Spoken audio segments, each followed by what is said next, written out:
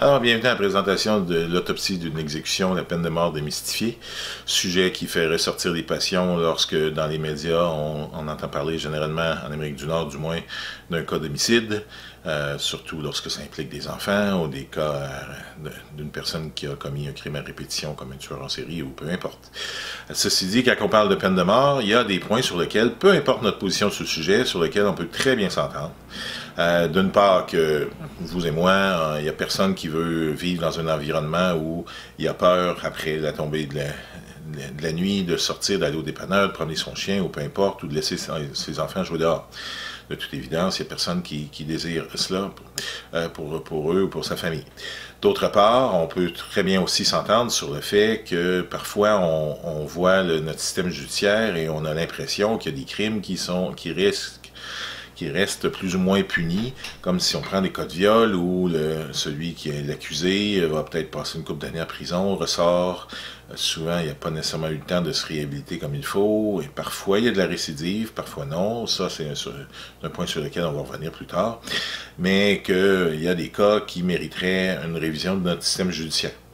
Ensuite, le troisième point sur lequel on peut s'entendre, c'est que tout le monde désire que lorsqu'il y a un crime, surtout parmi les pires, qui sont commis, qu'on veut une justice pour la famille, pour la victime, et qu'il y a quelque chose qui se passe, et bien souvent, les humains qui administrent le système ne sont pas en mesure de le faire, pour diverses raisons qui sont normales dans les circonstances, mais qui viennent nous choquer et nous font dire qu'on a besoin, bien souvent, de la peine de mort. La peine de mort qui est un sujet qui enflamme, comme je le disais, surtout quand on parle de cas comme celui du cardiologue Guy Turcotte, qui, il y a 7 ans de cela, à des fins de référence, la conférence est enregistrée en décembre 2018, donc pour tout ce qui sera statistique ou de référence, on va se reporter à ça. Donc si je reviens au cas de Guy Turcotte, il y a plusieurs années de cela, c'est un cardiologue à Saint-Jérôme qui a tué ses 2 enfants. Il a plaidé la non-responsabilité criminelle pour fin de troubles mentaux passagers. Il avait tenté, selon toute vraisemblance, de se suicider par la suite, ce qui a été un peu remis en question aussi. Mais des cas comme ça, qui viennent toucher des jeunes enfants, j'en sais quelque chose. J'ai moi-même j'avais 2 jeunes enfants, j'en ai perdu un pour cause d'une maladie dégénérative incurable. Je sais c'est quoi perdre un enfant, pas dans les mêmes circonstances, mais la peine est tout aussi grande pour les parents comme la mère des enfants, Mme Gaston, dans ce cas-ci. On peut aussi parler de cas comme Robert Pickton, un tueur en série qui a tué grosso modo, on ne sait pas exactement combien, une 60aine de femmes en Colombie-Britannique. Pour la quasi-totalité des prostituées, une bonne partie était autochtone. Apparemment, il y avait quelque chose contre les prostituées. Faut dire aussi que dans la plupart des cas, on a retrouvé une bonne partie des corps, mais pas tous. Il y en a qui étaient découpés en morceaux dans son congélateur, il y en a d'autres qui ont passé au hachoir à viande sur sa ferme. Il y en a eu de toutes sortes, et c'est pas quelqu'un que je souhaite comme voisin à personne dans sa vie. Et il ne sera pas le voisin de personne dans sa vie non plus que celui d'une cellule dans sa prison, parce que, on y reviendra plus tard, ce n'est pas le cas que toutes les personnes qui sont condamnées pour meurtre vont en ressortir un jour. Aussi, il y a des cas comme celui aux États-Unis, si je m'abuse, c'était en 2012 ou 2013, qu'on voit ici de James Holmes, qui se prenait pour le Joker, qui est la première du film Batman à Aurora, au Colorado, rentre dans le cinéma, a tué 12 personnes, en a blessé 58 autres. Et au bout de quelques années, on l'a poursuivi, on a demandé la peine de mort. On y reviendra tantôt aussi. Mais pour toutes sortes de raisons, il y a des gens qui vont toujours être en faveur de la peine de mort. En fait, bon an, mal an, au Canada, les sondages nous indiquent qu'il y a toujours autour de environ 62% de Canadiens qui, du moins dans certains cas, seraient pour le rétablissement de la peine de mort qui a été abolie le 14 juillet 1976 au Canada. En général, les raisons qu'on nous évoque, c'est d'une part que c'est pour un effet dissuasif, que les coûts carcéraux coûtent une fortune, donc on devrait s'en débarrasser, ça coûterait moins cher, que ces personnes-là ont commis l'irréparable, donc elles ne méritent pas de vivre. Il y a toutes sortes de raisons, et ça tourne beaucoup autour de ces choses-là, surtout, comme je le disais, quand ça touche des enfants, des femmes ou des cas répétitifs. Par ailleurs, ceux qui s'opposent à la peine de mort vont souvent parler des cas d'erreurs irréparables. On y reviendra, mais évidemment, aux États-Unis, on est rendu à plus de 160 cas qui ont été innocentés au fil des ans et parfois plusieurs décennies plus tard. On va aussi parler du fait que le gouvernement, en appliquant la peine de mort, se met au même niveau que celui des accusés. Il y a toutes sortes de raisons sur lesquelles on en reviendra. Mais donc, c'est un peu le portrait. Au niveau mondial, ce qu'on voit, et les derniers chiffres qu'Amnesty ont été publiés le sont d'avril dernier, donc c'est les statistiques pour l'année 2017, on voit que, bon an, mal an, la Chine encore garde le haut du sommet. Environ les 2/3 des exécutions dans le monde se passent en Chine. Il y en a plusieurs centaines en Iran, en Arabie Saoudite, en Irak, et depuis une couple d'années, c'est le Pakistan qui a repris la 5e place, siège qu'occupaient pendant très longtemps les États-Unis, qui sont juste à l'extérieur du top 5. Mais dans la quasi-totalité de ces cas-là, on parle de beaucoup, dans une majorité de cas, pour des raisons de drogue, pour des raisons, en fait, de crimes non violents. Ce n'est pas comme aux États-Unis que c'est réservé que pour des cas d'homicide. En fait, en Chine, il y a encore 46 crimes passibles de la peine de mort.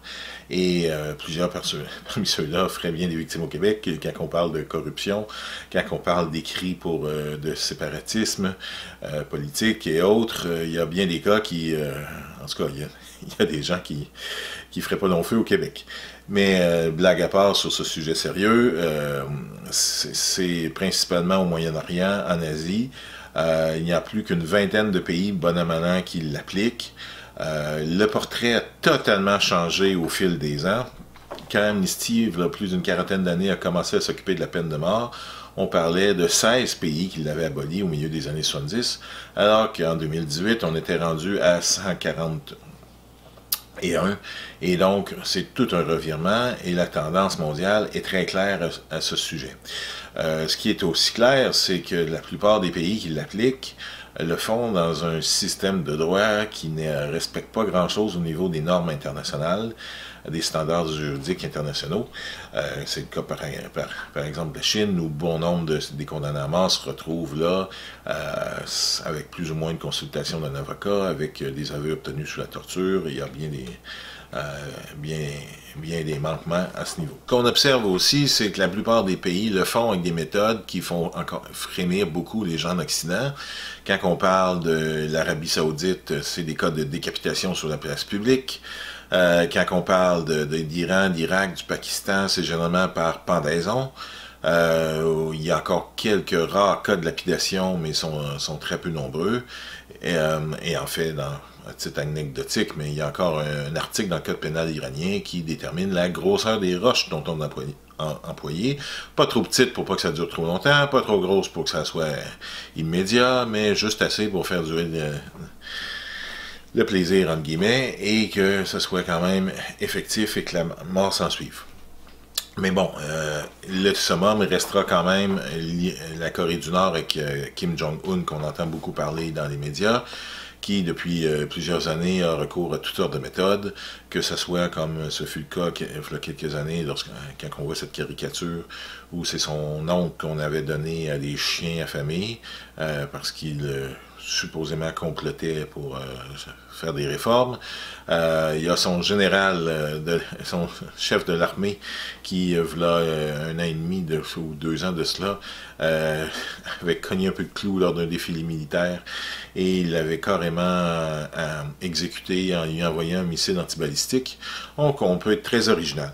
Mais quand on parle de la peine de mort, on en parle généralement ici aux États-Unis, parce que, d'un, c'est le pays voisin, de deux, parce que c'est un système judiciaire qui nous ressemble malgré tout, et aussi parce que, hormis le Japon, qui a un système judiciaire quand même assez respectueux des normes internationales, et qui est le seul autre pays industrialisé à l'appliquer, les États-Unis sont le seul pays, donc on pourrait dire, qui ont un système qui donne une chance à tous d'avoir un procès juste et équitable.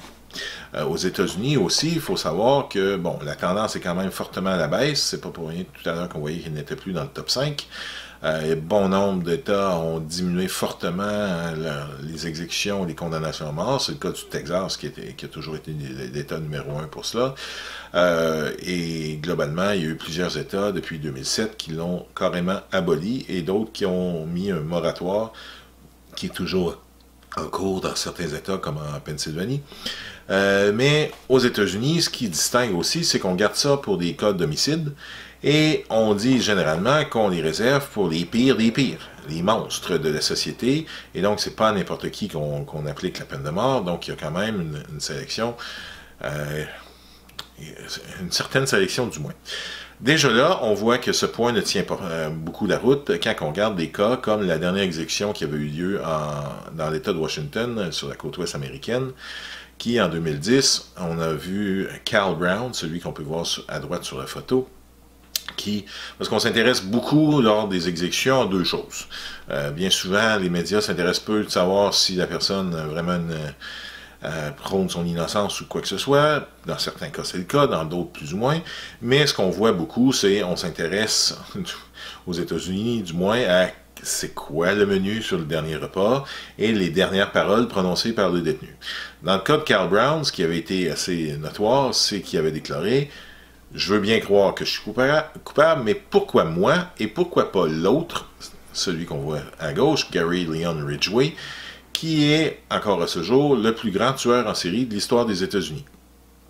48 meurtres, plusieurs qui n'avaient pas été résolus depuis très très longtemps, mais lui, il n'a pas obtenu la peine de mort, il y a une peine de prison à vie sans possibilité de libération conditionnelle. La différence, c'est qu'il a, en échange de cet état de fait, il a indiqué à la police, c'est-à-dire l'emplacement de plusieurs des corps, donc pour permettre à la famille de tourner la page, de retrouver le corps de leur personne disparue. Pourtant, si on s'en tient strictement aux critères des pires des pires, on peut comprendre le commentaire de Cal Brown qui dit « Mais pourquoi moi et pourquoi pas lui? » Donc déjà là, ce qu'on peut voir, c'est que bon an, mal an, aux États-Unis, à peu près 14, 12, 13, ça tourne toujours autour de ça, 1000 meurtres par année. Donc on parle de plus d'une dizaine de milliers de meurtres. Et il y en a grosso modo une centaine qui aboutiront à des poursuites pour la peine de mort. Et là-dessus, depuis quelques années, on en dénombre moins d'une centaine qui aboutiront à des condamnations année après année. On ne parle plus de quelques douzaines par année, ce qui est très notable, contrairement aux dernières décennies. Quand on regarde, donc quand on va regarder un peu, comme je le disais, le portrait de l'exécution, on va regarder ça à travers différentes étapes. Évidemment, ça commence lorsqu'il y a un meurtre, un homicide, on va faire enquête, par la suite, une fois qu'on a ramassé les éléments de preuve, on va aller en procès. Il faut savoir par rapport à ça d'ailleurs qu'il y a à peine environ 55 à 58% dans ces eaux-là, bon an, mal an, des procès qui aboutiront à une condamnation. Donc, ce qui veut dire qu'il y a plus de 40% des meurtres qui ne sont jamais résolus aux États-Unis. Et donc, ces personnes-là courent toujours. Après le procès, il y aura le processus d'appel, il y aura l'exécution, évidemment, qui va s'en suivre, souvent des décennies plus tard. L'État du Texas étant celui qui administre ça généralement le plus rapidement, avec en moyenne 7 à 8 ans, même si eux-mêmes, ils ont quelques cas qui demeurent depuis des décennies.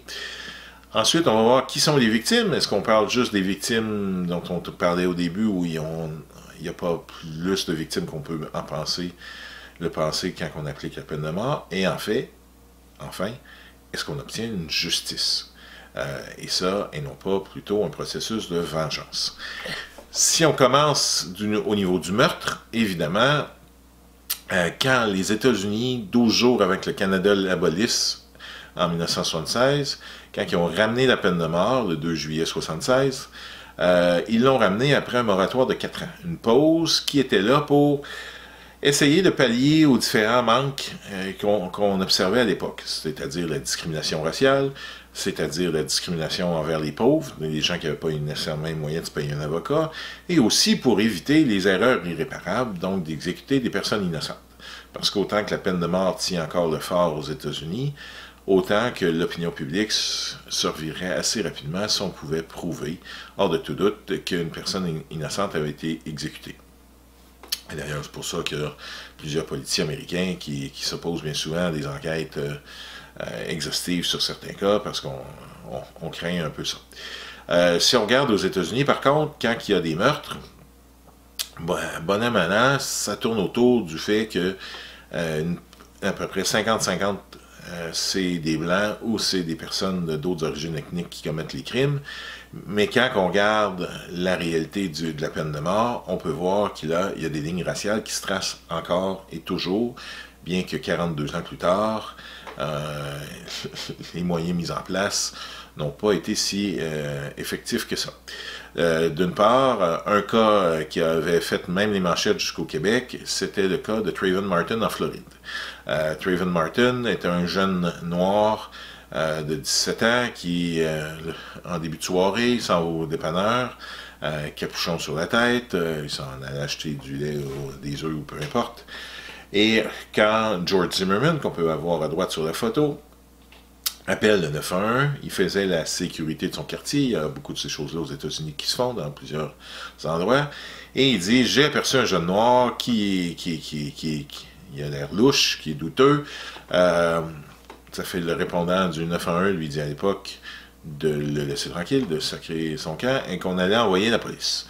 Au lieu de cela, il a décidé de prendre l'affaire entre ses mains, il a pris son fusil et il a tiré à bout portant dans le dos de Trayvon Martin, qui n'était ni armé d'armes blanches ni d'un fusil. Et malgré tout, George Zimmerman, lors du procès, a plaidé la légitime défense et il a gagné. En Floride, en passant, il y a toutes sortes de lois encore un peu loufoques, comme si tu es une femme non mariée, tu peux pas sauter en parachute le dimanche, théoriquement, tu pourrais te faire encore condamner à 60 jours de prison et une amende si tu es en couple, mais t'es en appart, mais pas fiancé ou quoi que ce soit. Il y a encore toutes sortes de lois. Mais en Floride, la légitime défense a le dos large aussi. Il y a toutes sortes de lois donc comme ça. Et des cas comme ça ne sont pas uniques. En fait, si on regarde des cas au niveau d'où la peine de mort est encore appliquée aux États-Unis, on peut voir que très fortement, c'est une tendance sudiste. Et là où, sans aucune surprise, il y avait grandement la ségrégation raciale au cours des décennies précédentes.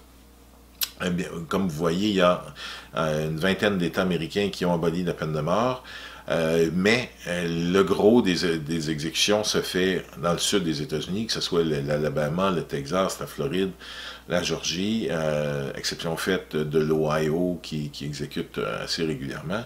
C'est beaucoup là où il y a les exécutions.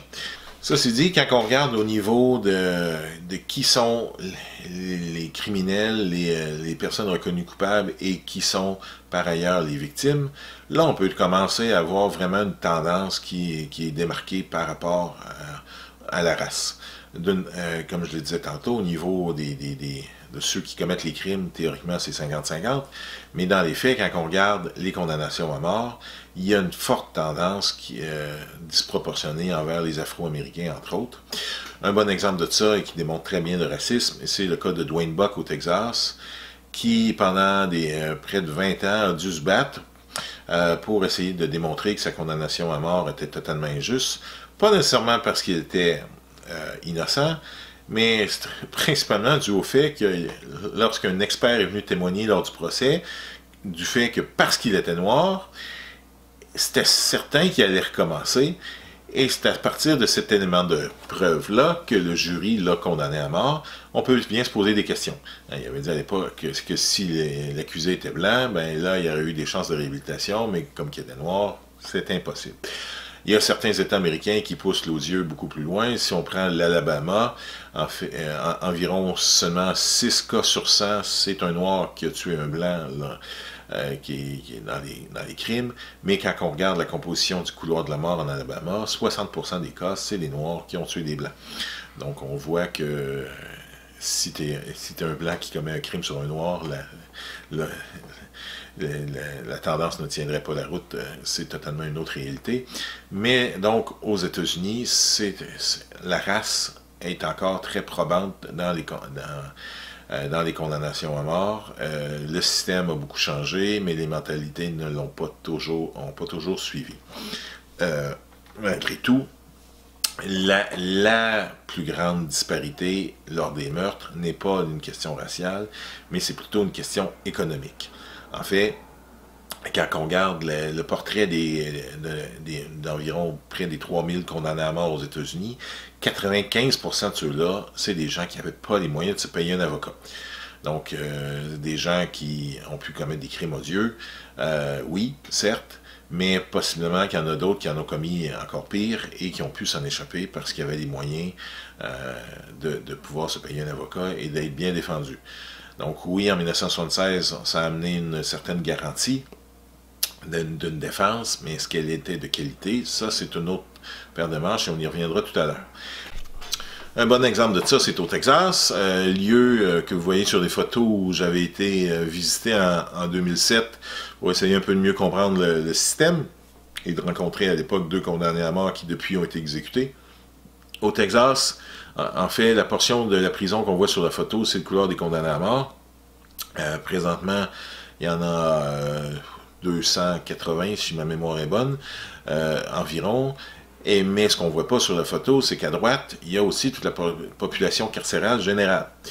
La différence, et ça, bien des gardiens n'en sont même pas au courant, c'est que dans le couloir de la mort, il y a plusieurs personnes qui sont là, mais qui n'ont pas tué personne, qui sont là sous la loi des partis, la loi 7.02b, qui dit que si tu étais présent sur le lieu d'un crime, même si c'est pas toi qui as tiré la gâchette, tu es aussi responsable que le tueur. Il y a des cas comme ça, donc tu peux être assis dans l'auto en attendant que quelqu'un revienne d'un vol dans un dépanneur, puis on va t'accuser tout autant que l'autre. Il y a encore. Et donc, il y a plusieurs cas comme ça. Alors que dans la population carcérale générale, il y a des gens qui ont été reconnus coupables de plusieurs meurtres. La grande différence, donc, c'est les moyens financiers. Et au Québec, le cas de Guy Turcotte en a bien démontré aussi toute l'étendue. Guy Turcotte a été défendu par Maître Poupard, qui ne répond pas au téléphone, en bas, qui a au moins 100 000 $ à mettre sur la table. Et étant cardiologue, M. Turcotte avait bien les moyens. D'ailleurs, lors du premier procès, sa défense de non-criminalité responsable pour cause de troubles mentaux avait eu gain de cause. Dans un second procès, ça a été renversé. Mais M. Turcotte a eu tous les moyens de se défendre. Aux États-Unis, si tu n'as pas les moyens de te défendre, tu n'as pas les moyens d'avoir une grosse défense, et c'est le cas de le dire. En fait, tu auras probablement, et là, il y a plein de cas documentés, où les avocats qu'on fournit, n'ont pas idée de ce qu'ils font, parce que dans certains États même, on va fournir des avocats de droit civil, ils n'ont pas de droit criminel, donc des gens qui n'ont pas idée de comment fonctionne un procès pour meurtre, mais bon, on donne un avocat. Des avocats qui ont plus ou moins parlé aux prévenus, d'autres avocats qui n'ont pas interrogé témoins. Et il y en a, et il y en a, et il y en a. En fait, il y a un détenu au Texas, son avocat, en fait, dormait pendant le procès. Et quand il a pointé le fait au juge en disant « Je peux-tu avoir un autre avocat ?» Le juge lui aurait demandé « Pouvez-vous nous démontrer que l'avocat dormait pendant les parties importantes de votre procès? » Y a-t-il un bout qui n'est pas important quand ta vie est en jeu? Je ne sais pas, mais des avocats sous, des avocats qui peu qualifiés, il y en a malheureusement beaucoup trop, et surtout des États comme le Texas, tu n'as pas nécessairement intérêt à rapporter tes causes quand tu commences ta carrière, parce que c'est les juges qui déterminent qui obtient les causes, et donc le juge veut bien m'arrêter, et tu n'auras pas nécessairement d'autres causes si tu fais trop bien ton travail en ce sens. Donc ça, c'est au niveau du processus lors du meurtre, la discrimination. Donc si tu es pauvre, que tu es noir, que tu as tué un blanc, c'est à peu près la pire trifecta que tu peux avoir pour t'assurer une place dans le couloir de la mort. Mais autrement, tu as plus de chances d'en tirer. Alors, quand on arrive au niveau de l'enquête, il y a plusieurs éléments qui peuvent déterminer si le cas va être poursuivi ou non et jusqu'à quels sont les efforts qu'on va y mettre. Si vous regardez des séries policières américaines d'enquête, souvent ils ont une pile de dossiers sur le coin du bureau et ceux qui qui ont plus de ressources sont souvent ceux qui viennent plus toucher les gens. Donc, par exemple, quand c'est un de tes collègues qui a été tué, on va promettre à la famille de tout faire. Pour attraper le pourri, entre guillemets, lui faire payer pour le crime et d'obtenir justice pour la famille. Dans le cas de Troy Davis en Georgie, celui sur lequel Amnesty a beaucoup travaillé pendant des années jusqu'à l'exécution en septembre 2011, on l'avait accusé alors, 20 ans plus tôt, d'avoir tué un policier blanc hors service, Mark Allen McPhail. Ça s'est passé autour de minuit le soir dans un stationnement d'un centre commercial. Il n'y avait aucune arme qui a été retrouvée à ce moment-là, aucune preuve physique, pas de traces d'ADN, rien. Mais on l'avait accusé après que quelqu'un soit venu le dénoncer et qu'il y a 8 témoins qui sont venus corroborer le témoignage initial. Le problème avec tout ça, c'est que pendant toutes les 20 ans qui ont suivi, Troy Davis a continué de clamer son innocence. Et ce qu'on s'est aperçu, c'est qu'au bout de près de 15 ans, il y a une bonne partie des témoins qui ont finalement osé parler et dire qu'il n'y en avait aucune espèce d'idée. On a des témoins qui, on se souvient, c'était au milieu de la nuit, étaient à 200 pieds de là. Il y a d'autres témoins qui disent « J'étais en libération conditionnelle, j'étais pauvre, moi puis la police, ça faisait pas bon ménage, j'aurais signé n'importe quoi. » Il y a une couple de personnes qui étaient passablement illettrées là-dedans, qui ont juste mis un X en bas de leur déposition.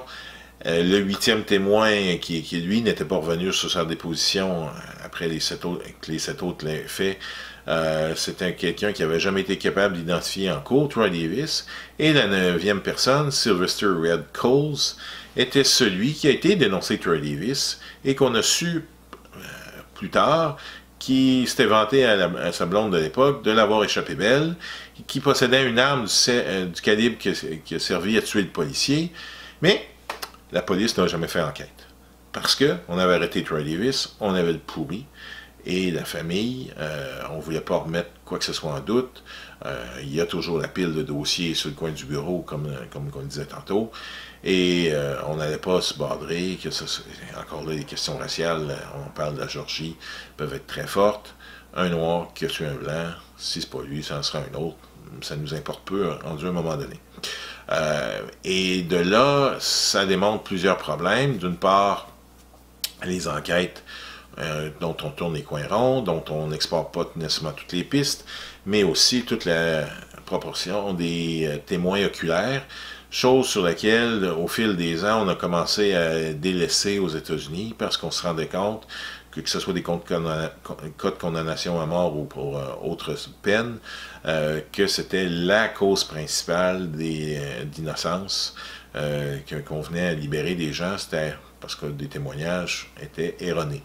Un bon exemple de ça, c'est celui de Carlos de Luna, qui a été exécuté, et en 2012, le journal The Guardian a fait enquête, parce que Carlos de Luna, tout au long du processus jusqu'à son exécution, continuait de clamer son innocence. Il disait « J'étais là, oui, mais j'ai vu qui l'a fait. C'était un autre gars, Carlos Hernandez, que vous voyez à droite sur la photo. Comme vous voyez, pour quelqu'un qui a un peu de jugement, ça peut être la même personne. Et un peu ce que le témoin principal de l'affaire avait dit. Moi, j'ai grandi dans la ville de Québec, et quand j'étais jeune, il y avait à peu près personne d'origine ethnique dans mon quartier.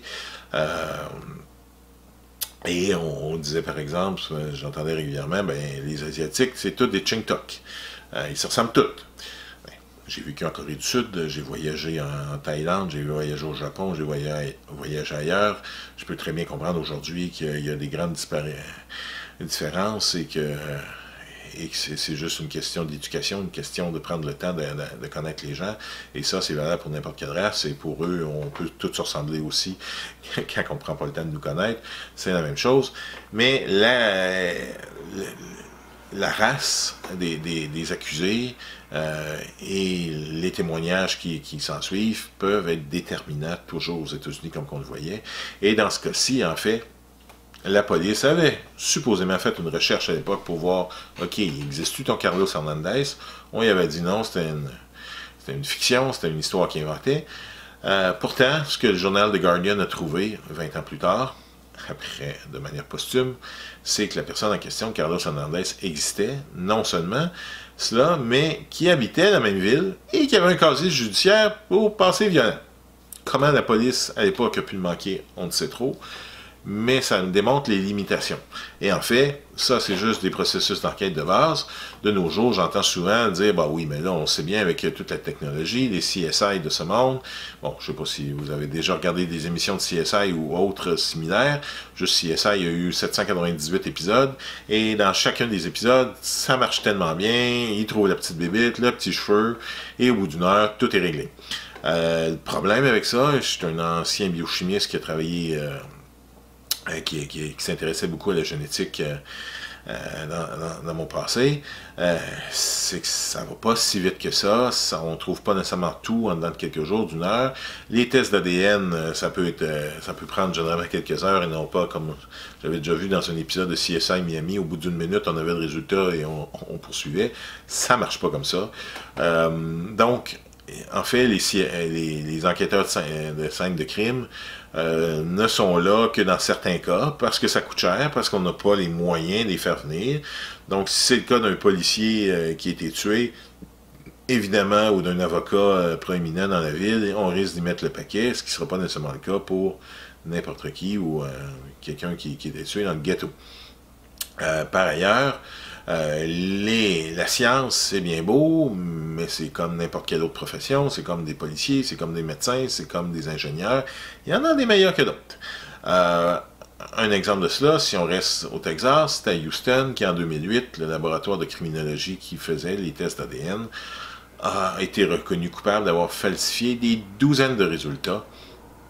Pourquoi? Ben, bien souvent, les enquêteurs deviennent très chummy avec ceux qui font les analyses. Il dit, peux-tu m'organiser ça? C'est un pourri. Si on ne pogne pas pour ça, on va te pogner pour d'autres choses.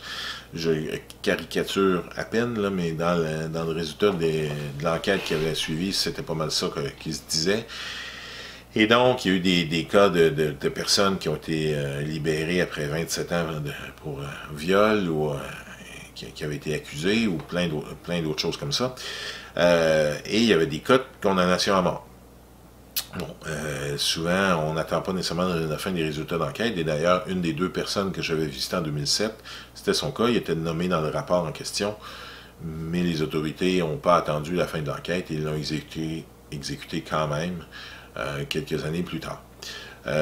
Donc, il y a plusieurs cas, et celui celui de Houston n'est pas unique. Il y en a plusieurs autres ailleurs. Et au niveau fédéral, bon, le Bureau fédéral d'enquête, le FBI, bien connu de tous, ont commencé à remettre en doute des témoignages d'experts dans plus de 21 000 affaires. Et là-dessus, il y avait au moins une soixantaine d'affaires de peine de mort. Et c'est bien beau la technologie, comme je le disais, mais il y a toutes sortes de tests qu'on remet en question aujourd'hui, comme par exemple les cas de traces de morsures avec les dents, que là, on se rendait compte que pendant des années, on prenait ça comme une preuve qui, hors de tout doute, nous permettait d'identifier quelqu'un. On s'est bien rendu compte, et même celui qui avait amené la technique et qui l'avait poussé lors des procès, aujourd'hui, il dit on ne devrait pas s'en servir. Des cas que ce soit au niveau des analyses de preuves qui ne sont pas toujours bien faites. Mais il y a des cas bien plus parlants, comme celui de Claude Jones, qui, en 1989, accusé d'avoir tué un marchand de vin, c'était le SAQ, sur les deux seules bases d'un témoignage oculaire, à l'aide d'une vieille photo, et d'un cheveu présent sur la scène du crime. Le problème, c'est que, après qu'on lui ait refusé le test d'ADN en 2000, en disant qu'il faisait perdre le temps aux autorités, qu'il méritait juste de mourir, que la famille de la victime a le droit à la justice, il a été exécuté. Malgré tout, ça a pris une dizaine d'années avant qu'en novembre 2010, les gens qui croyaient en son innocence ont réussi à faire analyser le fameux cheveu en question et qui appartenait à la victime. Donc, on a trouvé un cheveu de la victime, à côté de la victime, et qui ne prouvait en rien la culpabilité de Claude Jones. Et en fait, dans quelques enquêtes, on s'est même rendu compte que des cheveux qui avaient permis de condamner des gens étaient des poils de chien. étaient des cheveux appartenant à plein d'autres personnes. Donc ça, c'est une autre technique qu'on délaisse beaucoup aux États-Unis. Mais le pire cas, celui qu'on a qualifié du monstre des monstres, pour le cas typique pourquoi que la peine de mort a été mise en place, c'est celui que j'appelle le Guy Turcotte du Texas, Cameron Todd Willingham, qui a été exécuté en 2004 pour avoir supposément mis en feu sa maison, qui aurait tué ses 3 enfants.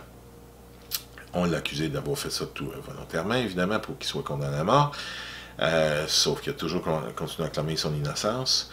Et c'était en 2009, 5 ans après son exécution, que là, on a l'expert numéro 1 d'incendie criminel aux États-Unis a pu réanalyser les preuves présentées lors du procès initial et est venu carrément dire ça vaut pas 5 cents les résultats initiaux. De toute évidence, c'est un accident, c'est un incendie accidentel. Il n'a pas mis le feu à sa maison volontairement et il avait raison. Et il y a beaucoup de gens, évidemment, qui ont clamé une commission d'enquête.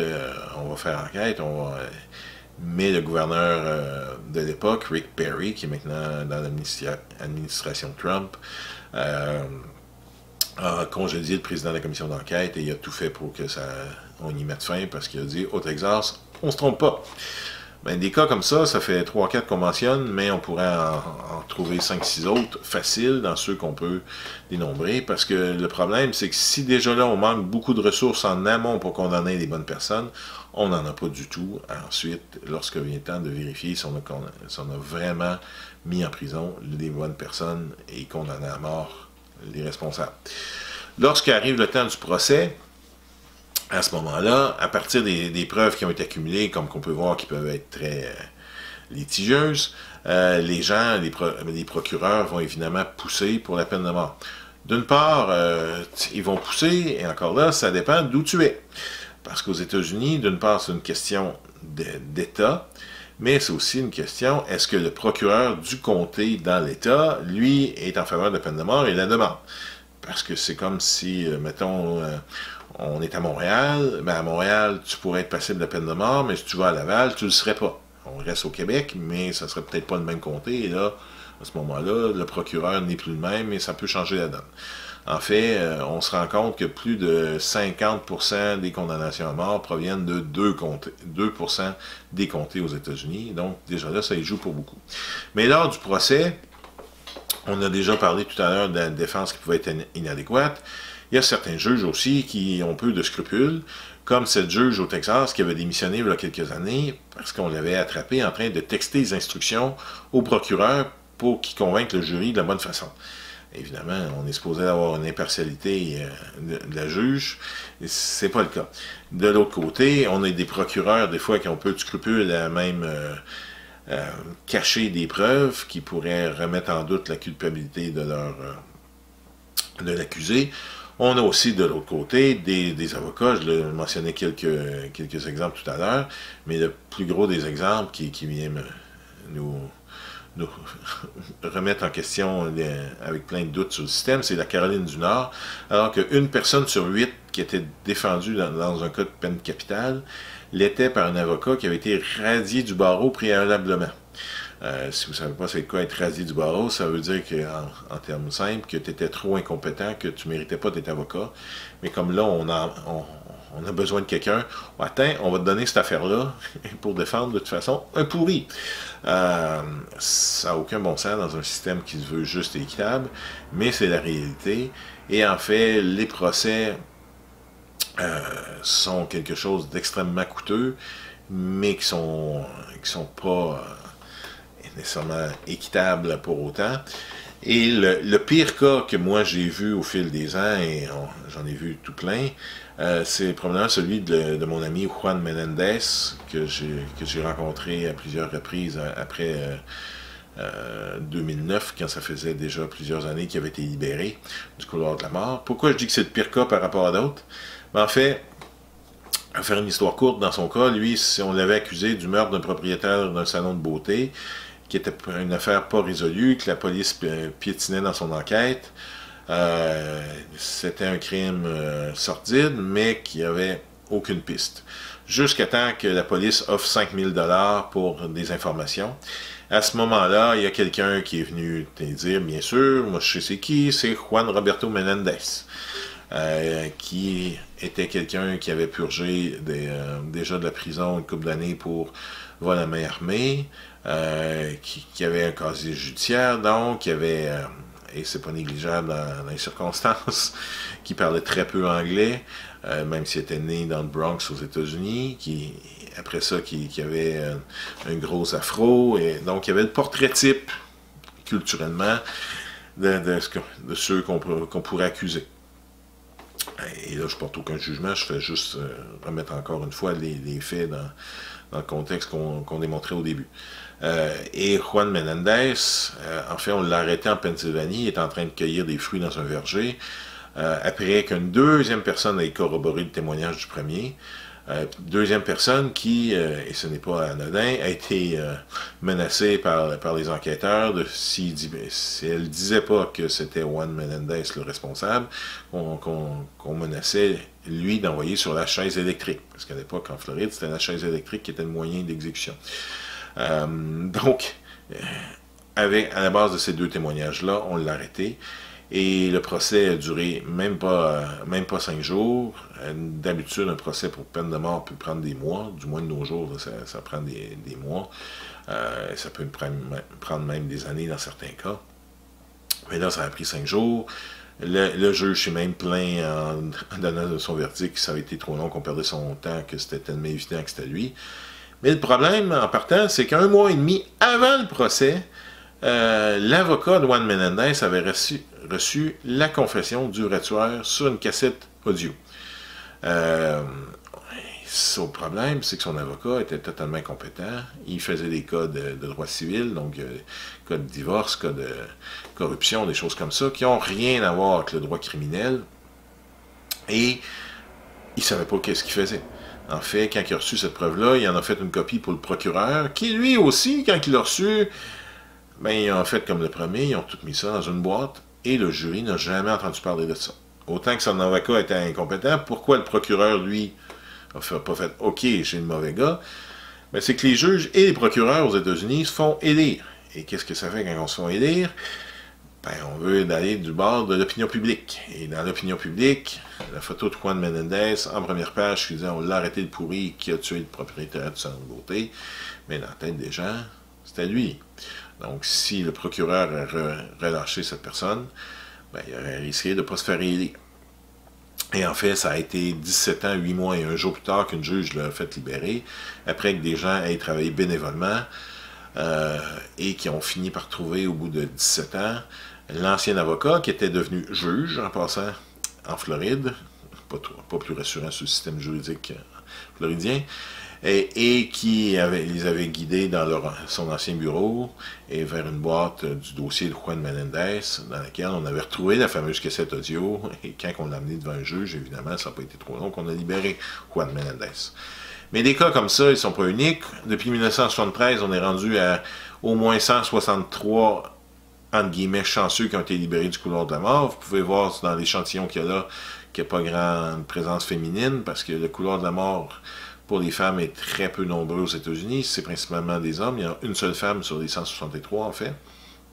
En moyenne, ces personnes-là ont été condamnées pendant 11 ans et 3 mois à la peine de mort. Donc, c'est des gens qui ont passé énormément de temps. Dans le pire des cas, ces dernières années, en Ohio, on a libéré 3, dont Ricky Jackson, qui avait passé plus de 38 ans derrière les barreaux. Donc, c'est pas des crimes qui se résoudent très rapidement. C'est pas en appliquant des solutions telles que nous avait proposé le maire de Louisville il y a plusieurs années, Yvon Deshaies, qui avait dit, dans le contexte d'austérité, quand les Parti libéral du Québec avait pris le pouvoir, avait dit bon, ça coûte cher, au lendemain de la condamnation, donnons-leur un nœud coulant en prison et qu'on s'en débarrasse tout de suite. Comme on peut le voir, c'est souvent beaucoup plus tard qu'on se rend compte des erreurs judiciaires, donc c'est pas en accélérant le processus qu'on va corriger quoi que ce soit. Les erreurs tendent à sortir beaucoup plus tard. Et en fait, l'autre problème avec l'application de la peine de mort, quand on parlait des raisons pour lesquelles il y a beaucoup de gens qui sont encore en faveur, la question financière, bon, on se rend compte aussi là que c'est très illusoire. Parce que non seulement il n'y a pas d'effet dissuasif aux États-Unis, en fait, les États américains qui l'ont aboli ont un taux d'homicide égal ou inférieur à la moyenne nationale, alors que c'est les États qui appliquent la peine de mort qui ont encore le plus haut taux d'homicide. Normalement, il ne devrait pas avoir d'incidence dans un sens comme dans l'autre, parce qu'il n'y en a pas d'effet dissuasif. Mais pour revenir à la question financière, l'autre gros mythe, bien évidemment, si on accélère à la fin de l'incarcération, qu'on met à mort quelqu'un, ben, on s'imagine que ça va atténuer les coûts. Mais lorsqu'on a ramené la peine de mort en 1976 aux États-Unis, qu'est-ce que ça a fait? C'est que ça a amené tout un énorme coût financier pour tenter de garantir la justice équitable. Une défense adéquate, l'arrêt de la discrimination, etc. Dans les faits, un procès pour peine de mort est de 2 à 3 fois. Tout le procès et le processus de peine de mort est de 2 à 3 fois plus onéreux qu'une peine de prison à perpétuité sans possibilité de libération conditionnelle. Et ce, même si la personne n'est pas reconnue coupable en bout de ligne, ou qu'elle est, mais qu'elle n'est pas condamnée à peine de mort, qu'on lui donne une peine alternative. Par exemple, le cas de James Holmes au Colorado, celui qu'on parlait initialement, le Joker, on a longuement hésité avant de demander la peine de mort, mais c'est ce qu'on avait finalement fait. Et son procès, qui s'est terminé à peu près 2 ans plus tard, a coûté au-dessus de 7 millions de dollars aux contribuables pour finalement le trouver coupable, oui, mais le condamner à la prison à vie. Alors que si d'entrée de jeu, on avait demandé la prison à vie, on n'aurait même pas parlé probablement d'1 million de dollars ou tout au plus pour toutes les procédures.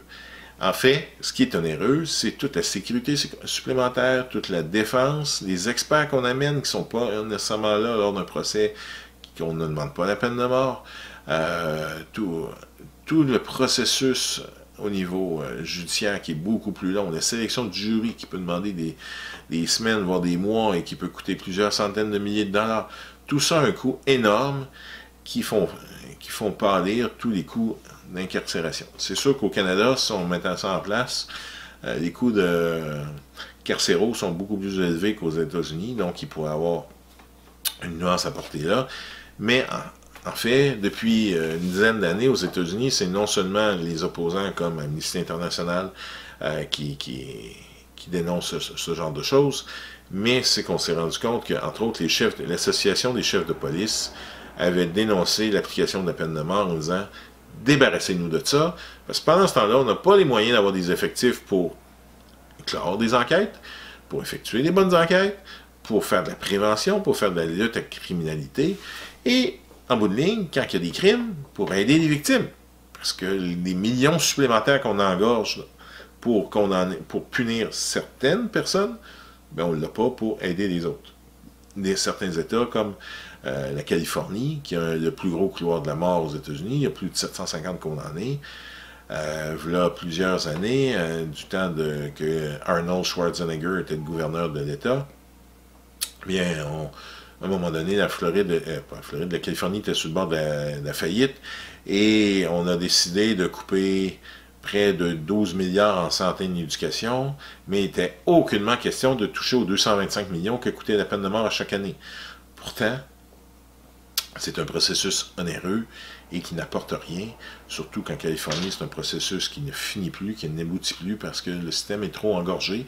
Juste commencer un processus d'appel peut prendre une douzaine d'années. Et parlant du processus d'appel, dans bien des États, c'est très cosmétique. Il n'y a pas vraiment de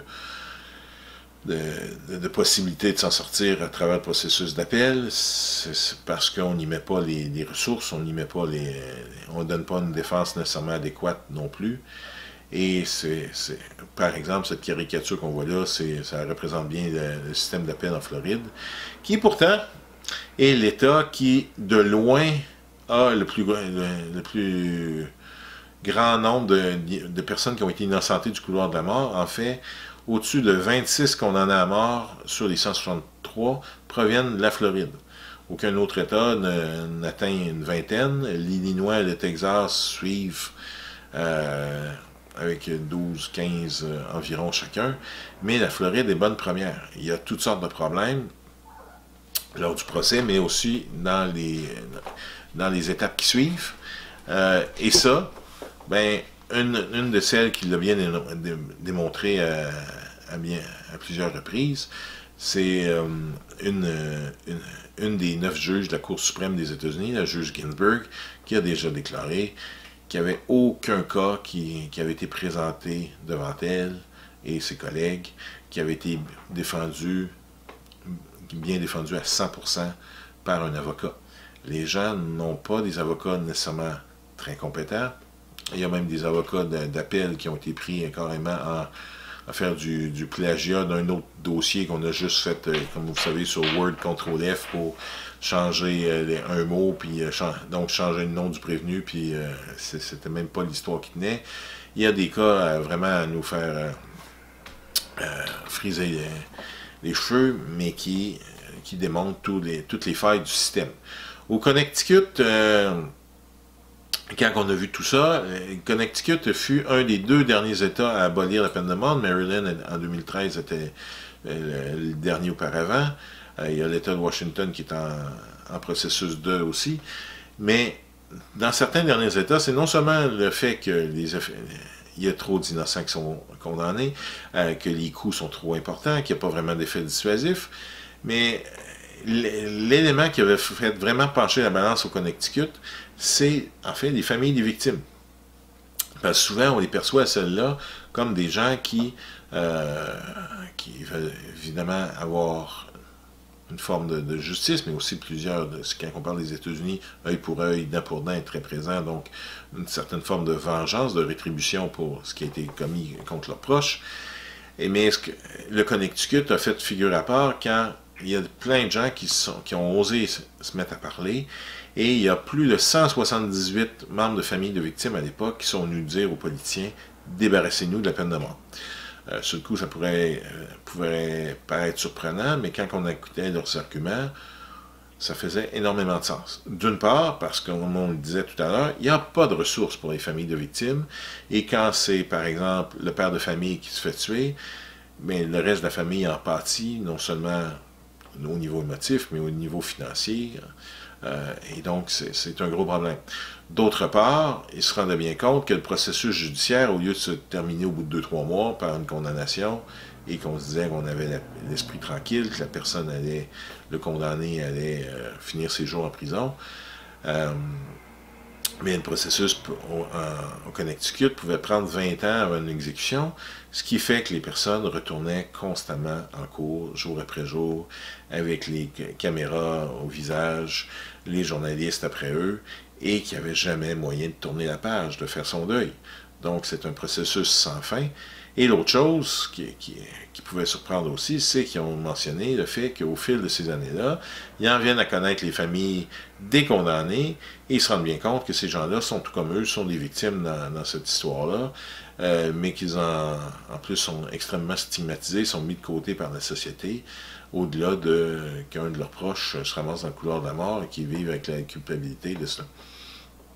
Donc il y a plusieurs éléments et qui fait qu'aujourd'hui, en 2018, dans plusieurs États américains qui maintiennent la peine de mort, il y a des gros courants conservateurs pour abolir la peine de mort, pour les raisons qu'on vient de mentionner. Et donc, ça fait qu'on s'attend qu'au fil des prochaines années, malgré la politique américaine à l'ère Trump, que la peine de mort s'effrite, continue de s'effriter peu à peu, et on s'attend qu'un jour, il y ait un cas à la Cour suprême des États-Unis qui vienne probablement faire tomber la peine de mort, du moins, personnellement, on l'espère.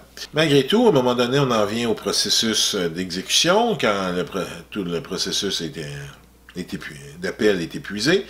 Et quand on parle d'exécution, un des éléments qui revient souvent, mais ça va permettre justement à la famille de tourner la page, enfin de pouvoir se reposer et d'avoir un sentiment de justice. Une des personnes à qui on a demandé si c'était vraiment le cas, c'était la mère de Mark Allen McPhail, ce policier blanc dont on parlait au début dans l'affaire Troy Davis, qui a un an jour pour jour après l'exécution de Troy Davis. On lui a demandé qu'est-ce qu'elle en pensait. Et elle a dit, ça n'a absolument rien changé. Mon fils est toujours pas là, ça l'a toujours pas amené, et c'est pas mieux. En fait, ceux qui accompagnent souvent ces familles-là, les directeurs de prison, le disent, c'est bien rare que ça change quoi que ce soit véritablement pour une famille. En fait, il y a plusieurs de ces personnes-là, dont l'ancien gardien de prison à Troy Davis, Alan Holt, qui est devenu quelqu'un qui s'oppose à la peine de mort, voyant bien tous les problèmes du système. En plus, quand on regarde le processus d'injection létale, qui est la méthode d'exécution dans la plupart des États américains, on se rend bien compte que c'est pas tant infaillible non plus. Cette méthode qui est là depuis une trentaine d'années, qu'on qualifie de moderne et d'humaine, et qu'on privilégie par rapport à la pendaison, par rapport à la chaise électrique, par rapport au peloton d'exécution et autres, pendant longtemps, les médias ne se rendaient pas compte à quel point il y avait eu des dizaines d'exécutions plus ou moins bâclées. Et ça a été seulement, v'là 5 ans de ça, quand des cas se sont succédés pendant très longtemps. Si on regarde là le cas de Joseph Wood en Arizona, de Clayton Lockett en Oklahoma en 2013, qui avait beaucoup fait parler les médias, parce qu'il avait duré des heures, ça finissait plus. En fait, le processus d'injection létale, il y a au moins 3 douzaines de cas qui ont été comme ça au fil des ans. Le pire de ceux-là est évidemment celui de Rommel Broom en Ohio, qui, v'là 7-8 ans de cela, avait été piqué pendant 2 heures de temps, à 18 reprises, avec le personnel qui procédait à l'exécution, qui était malade, qui en vomissait et tout, jusqu'à temps que le gouverneur Strickland, à l'époque, appelle pour dire « Ok, on va remettre ça un autre jour ». L'autre jour s'en vient en théorie. Rommel Broom a une date d'exécution, si je m'abuse, en 2020-2021, à nouveau prévu. Mais ça ne marche pas toujours. Et en fait, cette méthode humaine et moderne, je suppose, entre guillemets, nous provient de l'époque nazie. C'est le docteur personnel d'Adolf Hitler, Karl Brandt, qui avait développé cette méthode pour se débarrasser, entre guillemets, de 10 000 enfants défectueux.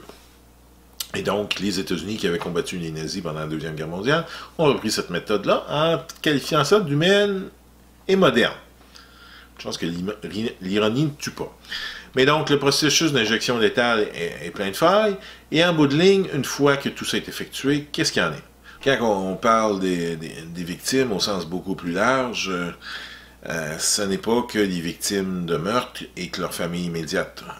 Quand on regarde toute l'application de la peine de mort, on voit que tout le monde qui gravite autour du processus, c'est beaucoup plus large.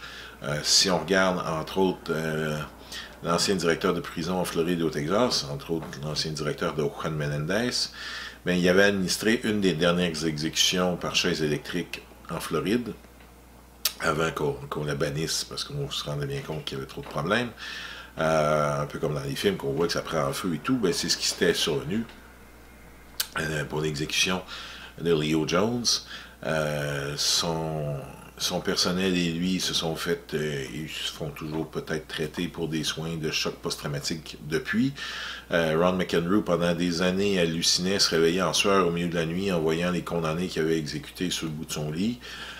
Et en se demandant lesquels étaient innocents. Parce qu'il faut savoir, entre autres, que dans le cas de Leo Jones, on a su, encore une fois, qu'il y avait possiblement quelqu'un qui avait commis le crime et que c'était pas lui, mais qu'on n'avait pas fait enquête. Et donc, ça laisse des gens marqués, tout comme des bourreaux comme Jerry Givens en Virginie, qui en avait exécuté 62. Au fil du temps, il se rend bien compte qu'il y a des failles, qui exécutent des humains qui ne sont pas ceux qui avaient commis des crimes auparavant, les gens ont énormément changé, et que ce n'est pas humain de demander à des gens de tuer des gens jour après jour, comme ton travail. Au niveau des politiciens aussi, par exemple en Illinois, l'ancien gouverneur George Ryan, qui par la suite avait été condamné pour corruption, mais dans la plupart des États, c'est le gouverneur qui a le dernier mot, qui a la signature qui signe l'arrêt de mort de quelqu'un, donc ces gens-là doivent vivre avec ça. Les procureurs qui, comme dans des cas qu'on voyait dans certains des cas au Texas tantôt, qui ont totalement changé leur fusil d'épaule par rapport à la peine de mort dû au fait qu'ils doivent vivre avec ça, les membres du jury, donc tout le monde qui gravite autour de ça, en plus évidemment des familles de condamnés à mort qui, peu importe s'ils sont coupables ou non, en viennent à être victimes. Si votre père était condamné du jour au lendemain pour meurtre, évidemment, le regard qu'on porterait sur vous en milieu scolaire ne serait pas le même qu'il l'était la veille. Et ça, c'est marquant. Et un bon exemple de ça, c'est la sœur de Troy Davis que j'avais rencontrée une couple de reprises dans les années qui ont précédé l'exécution de son frère et qui témoignait du fait que sa mère et son père sont morts tous les deux de dépression suite à ce qui s'est passé dans le cas de leur fils. Que toute sa famille, je pense qu'il y était 4 sœurs en plus de Troy Davis, on leur refusait l'accès à leur église, que les gens dans certains commerces refusaient de les servir, comme si c'était eux les responsables, alors qu'on accusait leurs frères d'un crime odieux, oui, mais coupable ou non, c'était pas de leur faute. Donc, on voit que les victimes sont beaucoup plus larges, et est-ce qu'on obtient justice en bout de ligne, même quand on a la bonne personne?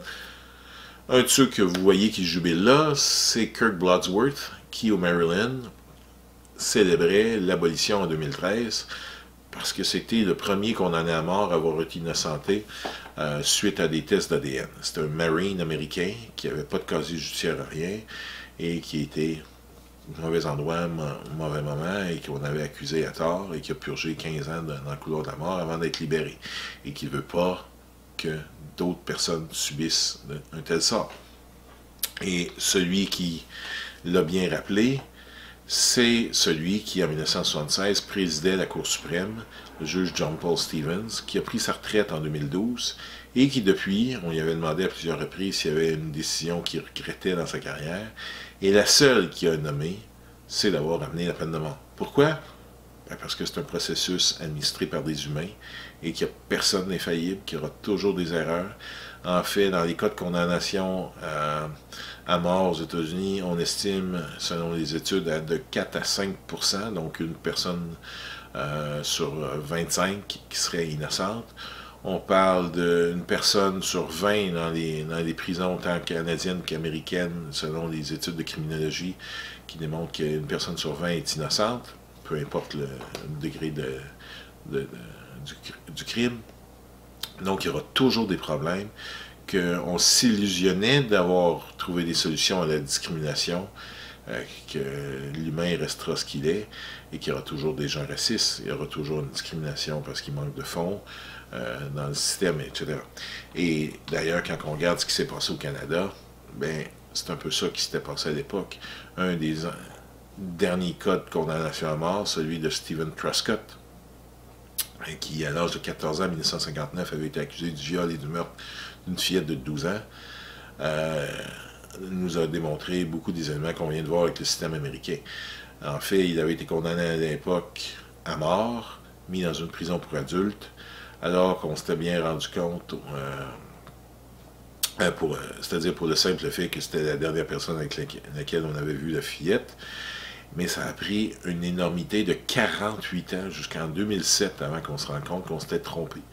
Il avait purgé sa peine de prison, qui avait fini par être libéré sous caution, mais le mal était fait.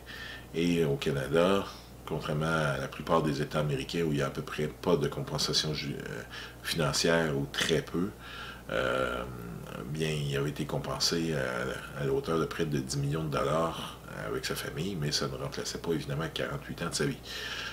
Aussi, au Canada, quand on évoque la peine de mort, on parle souvent de ça empêcherait la récidive. En fait, les cas de récidive sont dans les cas de personnes qui ont été libérées après avoir purgé des années de prison, 15, 20, 25 ans pour meurtre, sont à peu près inexistants. Il y a moins de 0,1% d'un délit violent, et on ne parle pas nécessairement de meurtre, là, ça peut être un coup de poing lors d'une bagarre, peu importe, de personnes qui retournent en dedans pour crimes violents. C'est des gens qui, souvent, pour des bris de conditions, ont pris une bière alors qu'ils ne devaient pas prendre une bière, ont été à plus de 50 km de chez eux sans avoir demandé la permission à leur agent de libération, etc. Et au Canada, on s'est bien rendu compte aussi que c'est pas en éliminant la peine de mort qu'on allait lâcher lousse toutes les bêtes sanguinaires de ce monde. En fait, le taux d'homicide a chuté de plus de 41% au Canada depuis juillet 1976. Et ça a fait dans le sens contraire que ça n'aurait pas été surprenant non plus parce que c'est pas ça qui détermine. Un criminel qui commet un tel geste n'est pas en train de relire le code criminel avant de commettre son geste, pas plus qu'il ne pense aux conséquences du geste, il agit, point. Donc, et il ne pense pas se faire prendre à la base. Donc, ça ne change rien. Bref, si, même quand on est sûr de la personne, le processus de peine de mort est trop faillible pour qu'on puisse l'utiliser, il y aura toujours des risques de se tromper, ça coûte une fortune, ça ne change rien en bout de ligne, il n'y a pas d'effet dissuasif, et on va créer beaucoup plus de victimes qu'on va donner justice à certaines. Et donc, même quand on est sûr, si vous voulez une vraie justice, si on veut éviter des erreurs irréparables, qu'on ne peut pas revenir en arrière, ben, il faut mettre fin à la peine capitale. Donc, si vous voulez plus de renseignements, je vous invite à consulter le site amnestypdm.ca ou à nous contacter par les différents moyens qui sont là. Et à venir surtout agir avec toutes les actions qui vous sont proposées pour y mettre fin et pour corriger de graves injustices. Merci et au plaisir.